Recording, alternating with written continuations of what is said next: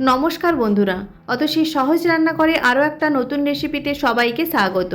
আজকের আমি তোমাদের সাথে সুজি দিয়ে একটা দারুণ স্বাদের পিঠের রেসিপি শেয়ার করব। ভীষণই ভালো খেতে হয় আর খুব সামান্য উপকরণ দিয়ে সহজভাবে এই পিঠে বানানো হয়ে যায়। আশা করি আজকের ভিডিওটা তোমাদের ভালো লাগবে। দেখে নেওয়া যাক আজকের আমার এই সহজ ভিডিওটি। এই সুজির পিঠে বানানোর জন্য প্রথমে আমি একটা গ্যাসে কড়াই বসিয়ে দিয়েছি আর আমি দিয়ে দেবো 1 চামচ ঘি। ঘিটা গরম হয়ে গেলে আমি দিয়ে দেবো 1 বাটি সুজি। একদম লো ফ্লেমে সুজিটাকে একটু ভেজে নিতে হবে। খুব বেশি লাল লাল করে ভাজার দরকার নেই, জাস্ট একটু ভেজে নিলেই হবে। একদম লো ফ্লেমে রেখে সুজিটা আমি 5 মিনিটের মতো একটু ভেজে নিয়েছি। এখন আমি দিয়ে দেবো ওই বাটির 1.5 বাটি দুধ।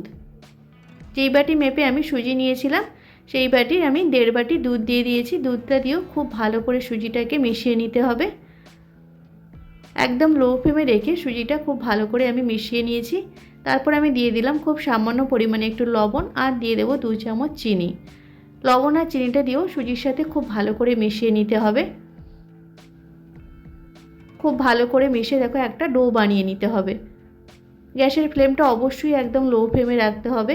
লো ফ্লেমে রেখে একটা ডো বানিয়ে নিতে হবে। দেখবে যখন এরকম কড়াই থেকে ছেড়ে ছেড়ে আসছে তখন ভাববে ডোটা একদম রেডি হয়ে গেছে। এখন আমি গ্যাসটা অফ করে দেব আর এই মিশ্রণটাকে আমি ঠান্ডা করে নেব। মিশ্রণটা ঠান্ডা করার জন্য আমি একটা থালার মধ্যে নিয়ে নিয়েছি। এখন আমি দিয়ে দেব 2 চামচ ময়দা আর দিয়ে দেব খুব সামান্য পরিমাণ বেকিং পাউডার আর দিয়ে দেব 1 চামচ ঘি। এই সব কিছু দিয়ে সুজিটা খুব ভালো করে মেখে নিতে হবে। খুব ভালো করে সব কিছু দিয়ে একটা ডো বানিয়ে নিতে হবে। মেখে দেখো একটা সফট ডো বানিয়ে নিতে হবে। ডোটা আমি রেডি করে নিয়েছি। এখন আমি আবারও একটু ঘি আমি হাতে লাগিয়ে নিয়েছি। তারপর আমি পিঠেগুলো রেডি করে নেব। প্রথমে এরকম একটা লেচি নিয়ে নিতে হবে, তারপর এরকম গোল করে নিয়ে একটা দড়ির মতো বানিয়ে নিতে হবে। দেখো এইভাবে দড়ির মতো একটা আমি রেডি করে নিয়েছি। তারপর পিঠেটা আমি বানিয়ে নেব। ভীষণই বানানো সহজ। দেখো প্রথমে এইভাবে এক সাইড মুড়ে দিতে হবে, তারপর বাকি অংশটা এইভাবে পেঁচিয়ে এইরকম লাগিয়ে দিতে হবে মুখে। দেখো একটা পিঠে রেডি হয়ে গেল। এইভাবে সমস্ত পিঠেগুলো আমি রেডি করে নেব।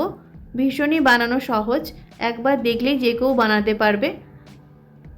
এইভাবে সমস্ত পিঠেগুলো আমি রেডি করে নেব। দেখো আর একটা আমি দেখিয়ে দিচ্ছি, খুবই সহজ। অবশ্যই তোমরা বাড়িতে একবার এই পিঠেটা বানিয়ে দেখো, ভীষণ ভালো খেতে হবে। দেখো সমস্ত পিঠেগুলো আমি রেডি করে নিয়েছি। এগুলো ভাজার জন্য গ্যাসে আমি একটা কড়াই বসিয়ে দিয়েছি আর দিয়েছি সাদা তেল। তেলটা আমি মিডিয়াম গরম করে নিয়েছি। তারপর একটা একটা পিঠেগুলো আমি দিয়ে দেব। গ্যাসের ফ্লেমটা আমি লো টু মিডিয়াম ফ্লেমে রেখে পিঠেগুলো আমি ভেজে নেব। এক সাইড লাল হয়ে গেলে অপর সাইডটা উল্টে দেব। দু সাইড এরকম লাল লাল করে ভেজে নামিয়ে নিতে হবে। একটু সাবধানেই করতে হবে যাতে ভেঙে না যায়। পিঠেগুলো আমার ভাজা হয়ে গেছে। এখন আমি একটা প্লেটে নামিয়ে নেব আর বাকি পিঠেগুলো আমি সেমভাবে ভেজে নেব। এই পিঠেটা বানানো কতটা সহজ দেখেই তোমরা বুঝতে পারলে। শুধুমাত্র সুজি আর দুধ দিয়ে পিঠেটা বানানো হয়ে যায় আর এর স্বাদ ভীষণ ভালো হয়। দেখো সমস্ত পিঠেগুলো আমি এইভাবে ভেজে নামিয়ে নিয়েছি।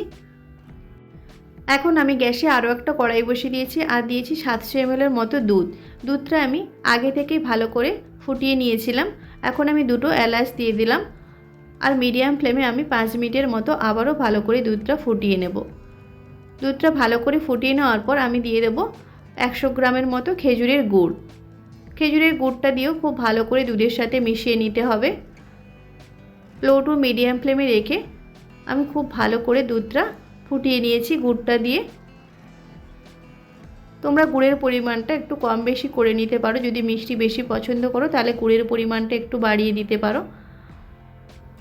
গুড়টা দিয়ে খুব ভালো করে দুধের সাথে মিশিয়ে দিতে হবে। আর গুড়টা দেওয়ার সময় অবশ্যই একদম লো ফ্লেমে রেখে গুড়টা দিতে হবে।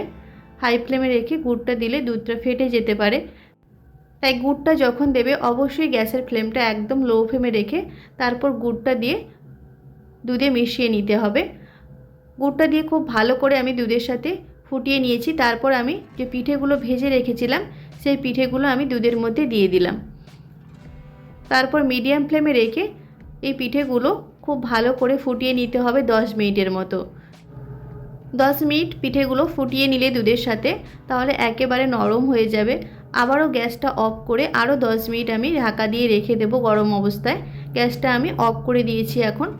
দেখো 10 মিনিট পর আমি তোমাদের সার্ভ করে দেখাচ্ছি। পিঠেগুলো একদম নরম হয়েছে। খুব সাবধানে সার্ভ করতে হবে যাতে ভেঙে না যায়। আর দেখেই তোমরা বুঝতে পারছো যে পিঠেগুলো কতটা লোভনীয় হয়েছে।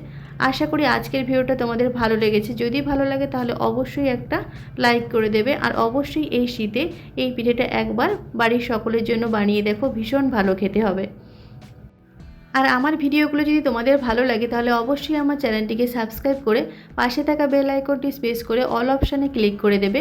তাহলে যখন আমি নতুন কোনো ভিডিও আপলোড করব সবার প্রথম তোমাদের কাছে নোটিফিকেশান পৌঁছে যাবে। আজকের ভিডিওটা এই পর্যন্ত। নেক্সট কোনো ভিডিওতে তোমাদের সাথে আবার দেখা হচ্ছে নতুন কোনো একটা রেসিপি নিয়ে। ততক্ষণে তোমরা ভালো থেকো, সুস্থ থেকো। ধন্যবাদ।